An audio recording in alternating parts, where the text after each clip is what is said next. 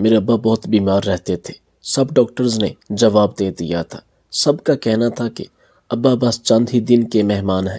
ہم روز ابا کو ایک نیا اسپتال لے جاتے اور ڈاکٹر بدل بدل کر چیک اپ کرواتے کہ کوئی ڈاکٹر تو امید دلائے گا کہ یہ ٹھیک ہو جائیں گے، مگر ایسا کچھ نہ تھا۔ سب ڈاکٹرز کا ایک ہی جواب ہوتا۔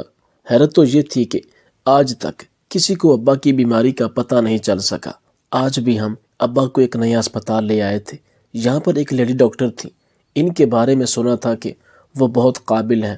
ہمارا نمبر آیا تو ہم ابا کو لے کر اندر ڈاکٹر صاحبہ کے پاس چلے گئے۔ ابا کو معائنہ کرنے کے بعد انہوں نے کچھ ٹیسٹ لکھ کر دیے جو کہ انہی کے ہسپتال کی لیبارٹری سے ہونے تھے۔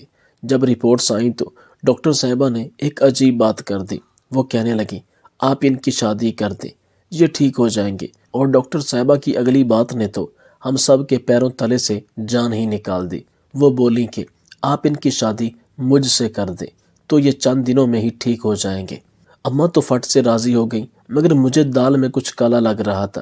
خیر 2 دن بعد ہی وہ ڈاکٹر ہماری دوسری ماں بن کر ہمارے گھر آ گئی۔ ابا کی حالت کچھ بہتر ہو گئی۔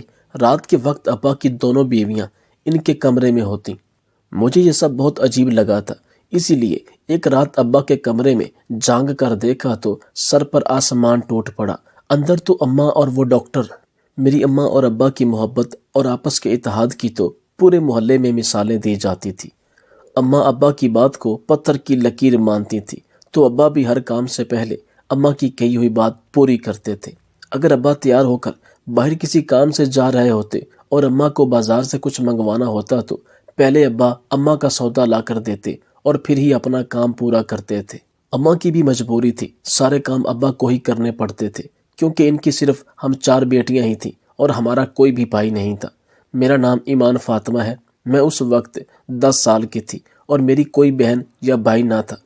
اماں اکثر بیمار رہتی، اس لیے ڈاکٹر انہیں ہمیشہ ہی مزید بچے پیدا کرنے کے لیے منع کرتی تھیں۔ پر میری ماں کو تو اتنا شوق تھا کہ وہ کہتی رہتی، ایمان فاطمہ کا بھی ایک بھائی ہو، مجھے کسی اور ڈاکٹر کے پاس لے چلو، مجھے یہاں سے علاج نہیں کروانا، یہ ڈاکٹر تو بچہ پیدا کرنے سے منع کرتے ہیں۔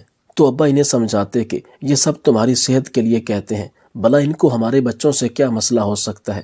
اماں اکثر ابا کی بات سمجھانے کے بعد رونے بیٹھ جاتی تو ابا انہیں تسلی دیتے کہ اللہ نے ہمارے نصیب میں بیٹا لکھا ہے تو ضرور ہوگا۔ آخر کار کوئی 2-3 سال بعد علاج کروا کر جب اماں کی طبیعت صحیح ہوئی تو ڈاکٹرز نے انہیں بچہ پیدا کرنے کی اجازت دے دی۔ اس بار اماں بہت خوش تھیں اور پر امید تھیں کہ بیٹا ہی پیدا ہوگا۔ کچھ ماہ بعد علاج اور کوششوں سے اماں حاملہ ہو گئیں۔ اس وقت میں زیادہ الٹرا ساؤنڈ نہیں ہوتے تھے، اگر کہیں پر ہوتے بھی تھے تو یہ نہیں بتاتے تھے کہ بیٹا ہوگا یا بیٹی۔ ابا ہر وقت یہی دعا کرتے رہتے، بیٹا ہو یا بیٹی، بس ماں اور بچہ دونوں خیریت سے ہوں۔ اماں تو بیٹے کے شوق سے اتنی جنونی ہو گئی تھی کہ کہتی اگر میری جان چلی بھی جائے تو بھلے جائے، لیکن قاسم علی تمہیں ایک بیٹا ضرور دے کر جاؤں گی۔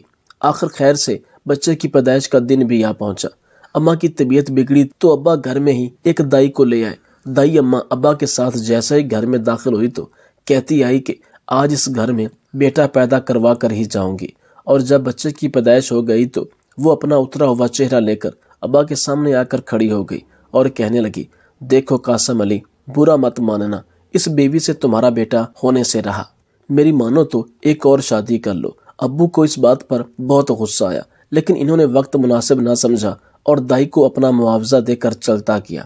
اماں کو جب بیٹی کی پیدائش کی خبر ملی تو وہ بہت ہی مایوس ہو گئیں اور کافی دیر تک روتی رہیں۔ بیٹی کو دودھ پلاتے وقت اس کا چہرہ تک نہ دیکھا۔ ان کو ایک فکر یہ بھی تھی کہ ان کی اپنی بھی طبیعت خراب رہتی ہے اور پتہ نہیں اس کے آگے ڈاکٹر انہیں بچہ پیدا کرنے کی اجازت دیتی بھی یا نہیں۔ رو رو کر ہماری ماں کا برا حال ہو گیا۔ ابھی تو ان کی صرف 2 ہی بیٹیاں تھیں، لیکن ایک بات یہ بھی تھی کہ ہماری منی بالکل چاند جیسی پیدا ہوئی تھی۔ جو بھی دیکھتا ماشاءاللہ کہتا۔ معصوم اور اتنی پیاری بچی تو پورے محلے میں کسی کی بھی نہیں تھی، لیکن اس حقیقت سے کوئی بھی انکار نہیں کر سکتا کہ بیٹیاں جتنی ہی پیاری اور معصوم کیوں نہ ہوں، بیٹوں کا مقابلہ بھلا کہاں کر سکتی ہیں۔ میں کیونکہ بڑی تھی اور اس وقت کچھ سمجھدار بھی ہو گئی تھی، اماں کو یوں دیکھ کر میں بہت مایوس ہو جاتی۔ میرا دل چاہتا کہ میں اپنے والدین کی بیٹوں سے بڑھ کر خدمت کروں، پھر بھی اپنے ننھے منھے ہاتھوں کو اٹھا کر میں اللہ سے دعائیں کرتی تھی کہ میرے ابا اور اماں کی یہ خواہش پوری کر دے، لیکن اللہ پاک کے ہر کام میں کوئی نہ کوئی حکمت ضرور ہوتی ہے۔ منی کے بعد اماں کی مزید 2 بیٹیاں پیدا ہو گئیں، لیکن بیٹا نہ ہوا۔ اماں کی طبیعت خراب ہونے کی وجہ سے اب ڈاکٹرز نے انہیں منع کر دیا تھا کہ وہ بالکل بچہ پیدا کرنے کے لائق نہیں رہیں۔ اپنی چوتھی اور آخری بیٹی کی پیدائش کے وقت اماں اور ابا کافی عمر رسیدہ ہو چکے تھے، لیکن قسمت میں 4 بیٹیاں لکھی تھیں تو انہیں پیدا تو ہونا ہی تھا۔ تینوں بہنوں کی پیدائش تک میں جوان ہو چکی تھی۔ اماں نے محلے کی کچھ عورتوں کو اچھے رشتے دیکھنے کا کہا۔ جلدی میرا رشتہ بھی ہو گیا، جو میرے ابا پر مزید پریشانی کا باعث بنا، کیونکہ ابا ایک معمولی کریانے کی دکان چلاتے تھے جس سے گھر کا خرچہ بھی اللہ اللہ کر کے پورا ہوتا تھا۔ شادی کی اتنی بڑی تیاریاں بھلا کہاں سے ہوتی؟ میرے ابا نے میری شادی کے کچھ رشتہ داروں سے مدد لی تو کچھ قرض اٹھایا۔ کیا کرتے؟ آخر بیٹیاں پیدا کی تھیں، اب رخصت بھی تو کرنی تھی۔ ابھی تو 3 بیٹیوں کا بوجھ باقی تھا، لیکن میرے ابا صابر شاکر بنے، خاموشی سے ہر چیز پوری کرتے رہے۔ میں نے بہت چاہا کہ گھر میں ٹیوشن رکھ لوں یا کوئی پارلر بنا کر یا سلائی کا کام سیکھ لوں، گھر میں ابا کی مدد کروں، لیکن ابا نہ مانے۔ 3 سال بعد میری دوسری بہن کی بھی شادی کر دی گئی۔ ہماری غریبوں کی شادی بھی بس سادہ سی ہوتی ہے۔ میں کمرے میں بیٹھے انتظار کر رہی تھی کہ اماں میرے لیے شادی کا کھانا ایک چھوٹی سی پلیٹ میں لے کر آ گئی۔ کھانا دیکھتے ہی مجھے خوشی سے زیادہ دکھ ہونے لگا کہ میرے ابا نے نہ جانے کیسے اس بریانی اور قورمے کے لیے پیسے جمع کیے ہوں گے۔ ایک نوالے کے ساتھ میرے 10 آنسو گر رہے تھے۔ دل میں بس یہی خیال آ رہا تھا کہ باپ کو بیٹی کا بوجھ اتارنے کے لیے کتنے بوجھ اٹھانے پڑتے ہیں۔ سب کا کھانا ہو گیا تو اب میرے رخصت ہونے کا وقت تھا۔ میری ساس کمرے میں مجھے لے جانے کے لیے آئیں تو اسے دیکھ کر میں حیران ہوئی۔ کیسے لوگ تھے! بیٹے کی شادی کروانے آئی تھی، نہ کوئی اچھے کپڑے، نہ ڈھنگ کے جوتے۔ وہ تو ایسے لگ رہی تھی جیسے ابھی گھر کا کام بیچ میں چھوڑ کر آ گئی ہو۔ خیر، مجھے دولہے کے ساتھ جس کمرے میں لایا گیا اس میں سوائے ایک چارپائی کے اور کوئی سامان موجود نہیں تھا۔ یہ سب کچھ دیکھ کر مجھے یہ اندازہ تو ہو گیا تھا سسرال کی حالات تو میرے میکے سے بھی خراب تھے۔ کمرے میں پہنچ کر دولہے نے اپنے چہرے سے سہرا ہٹایا تو دیکھ کر میرے پیروں تلے سے زمین ہی نکل گئی۔ یہ تو بہت ہی بڑی عمر کا بندہ تھا۔ جگہ جگہ سے سفید بال اور داڑھی اس کے بوڑھے ہونے کا ثبوت دے رہی تھی۔ دل ہی دل میں میری آہ نکلی، ہائے قسمت! زبان تک ایک لفظ نہ آیا اور آنکھوں سے آنسوؤں کی بارش شروع ہو گئی۔ ہمیشہ کی طرح یہی سوچا تھا کہ اللہ تعالیٰ کے اس فیصلے میں کوئی نہ کوئی حکمت ضرور ہوگی۔ اس گھر میں مجھے ساری رات نیند نہ آئی۔ پچھلے پہر نہ جانے کب آنکھ لگی تھی اور صبح ہوتے ہی ہمارے کمرے کا دروازہ زور زور سے بجنے لگا۔ گھبرا کر فوراً اٹھ کر بیٹھ گئی۔ میرے شوہر ابھی بھی ایسے ہی بے خبر سو رہے تھے جیسے اس کو اس شور شرابے کی روزانہ کی عادت ہو۔ 2-3 بار ایسے دروازہ بجا تو میں نے انہیں جگانا ہی مناسب سمجھا۔ انہوں نے جا کر دروازہ کھولا تو سامنے میری ساس کھڑی تھی۔ اس نے غصے سے بیٹے کو ایک طرف دھکیلتے ہوئے بولا کہ بہو کو باہر بھیجو، دوپہر ہونے والی ہے اور تم سو رہے ہو۔ وہ خاموشی سے میری طرف دیکھتا رہا تو میں خود ہی اٹھ کر ساس کے پیچھے باہر جانے لگی۔ تب ہی ساس بولی، آ جاؤ بہو، آ جاؤ، دیکھو تیری ساس بیچاری اکیلے کتنے کام کرتی ہے۔ میں تو کب سے تیرے میاں کو شادی کا کہتی آ رہی تھی کہ کوئی میرا ہاتھ بٹانے والی آ جائے، لیکن اس کم بخت کو کوئی رشتہ ہی نہیں دیتا تھا۔ بھلا ہو اس رشتے کروانے والی ماسی کا جس نے تیرا رشتہ دلوا دیا۔ اب آجا، یہ کل سے جمع ہوئے برتن دھو، ہم دونوں ساس بہو مل کر ناشتہ بنا لیں گے۔ میں نے اپنی شادی کی پہلی صبح ہی تقریباً کوئی 1 گھنٹہ تک برتنوں کا ڈھیر دھویا۔ تب تک میں پسینے سے شرابور ہو چکی تھی۔ ابھی تک میں نے رات والا لال جوڑا ہی پہنا ہوا تھا۔ برتنوں سے فارغ ہوئی تو کمرے میں گئی جہاں میرا شوہر ابھی تک دنیا جہاں سے بے خبر سو رہا تھا۔ میں نے بیگ کھولا جو اماں نے رخصتی کے وقت ساتھ دیا تھا۔ اس میں میرے پہننے کے لیے کپڑے تھے۔ کپڑے نکالے اور نہا کر ساس اور میں نے ناشتہ بنایا۔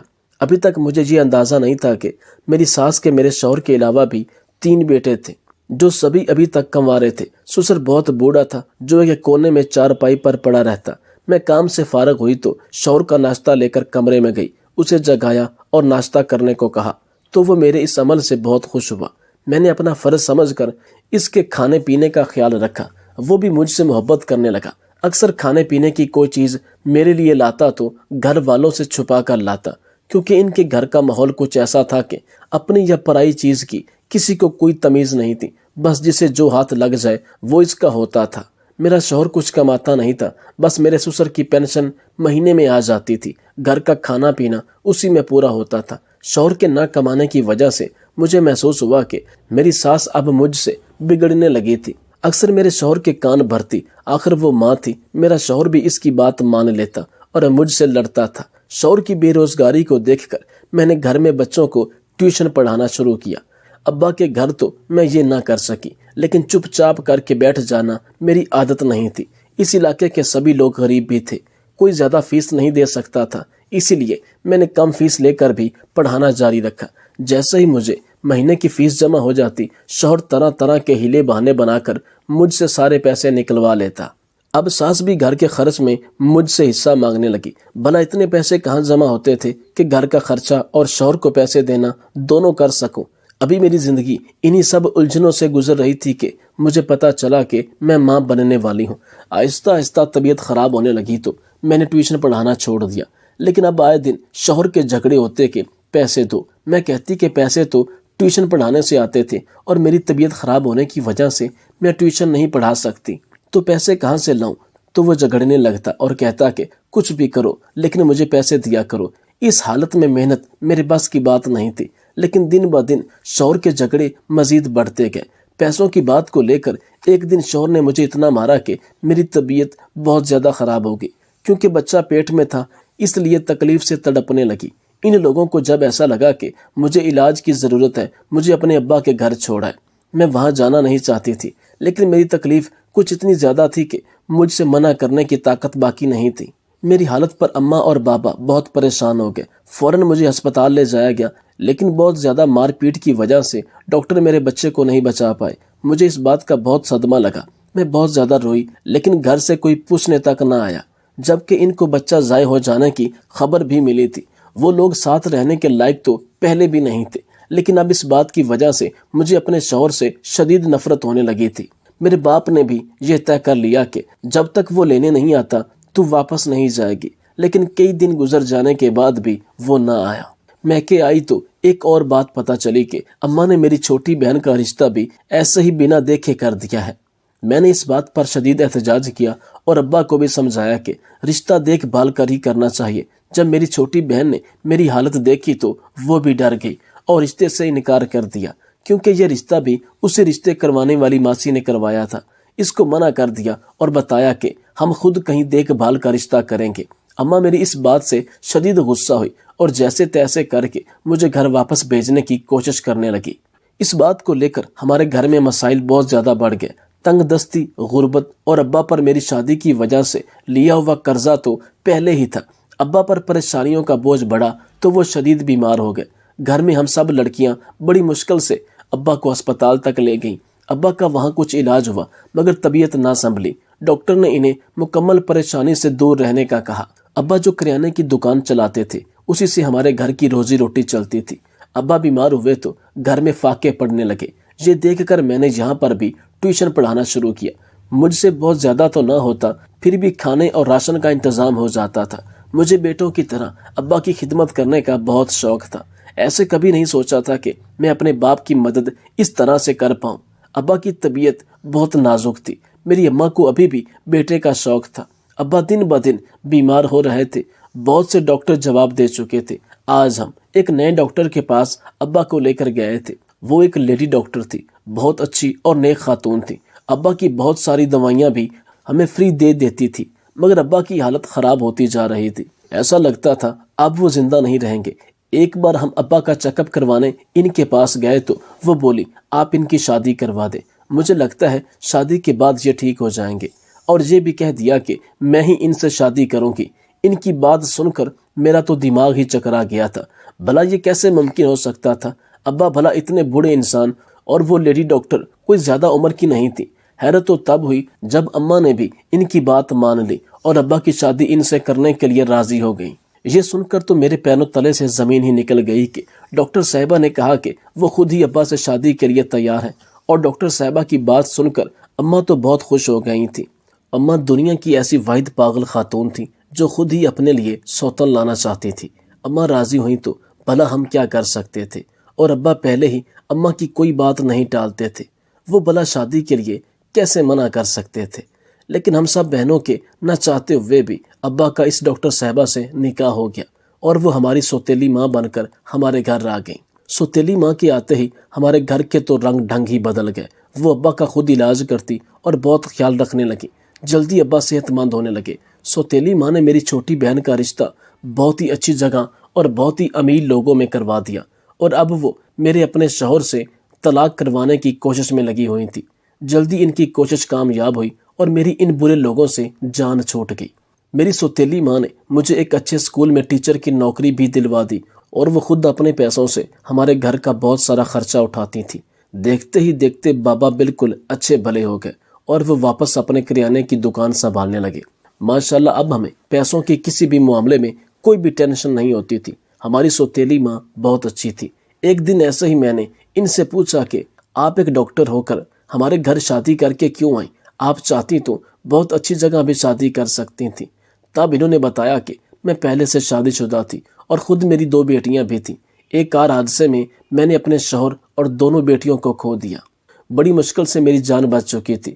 تب میں نے سوچ لیا تھا کہ میں اپنی تمام زندگی کسی نیکی اور بھلائی کے کام میں وقف کر دوں گی، اور آپ کے ابا سے شادی کر کے میں ایک نیک کام ہی کرنا چاہتی تھی، کیونکہ آپ کے ابا کو کوئی جسمانی بیماری نہیں تھی۔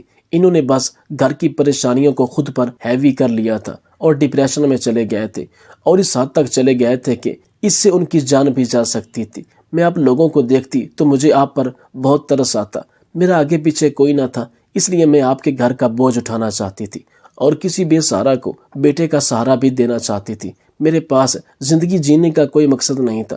آپ لوگوں کی ذمہ داریاں اٹھا کر میں نے اپنی زندگی کو با مقصد بنا لیا۔